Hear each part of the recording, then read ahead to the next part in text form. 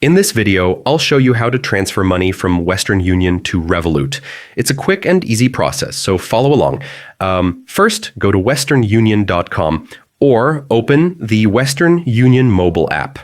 At the top, choose the country you want to send money to and enter the amount in US dollars. Then click Send Money Now. On the next page, review the details carefully. Make sure the country, amount, and fees are correct. Since we're sending to Revolut, select Bank Account as the receiving option. Next, choose your payment method. I'll select Pay Online with debit card, and then add a new receiver. Enter your recipient's details, including their full name, address, and Revolut bank information. For the bank name, type Revolut, and then add the account type, routing number, and account number. Double-check everything before continuing.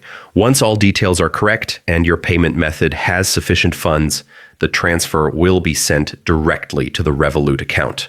That's it. You've now learned how to transfer money from Western Union to Revolut. If this video helped, don't forget to like, subscribe, and stay tuned for more quick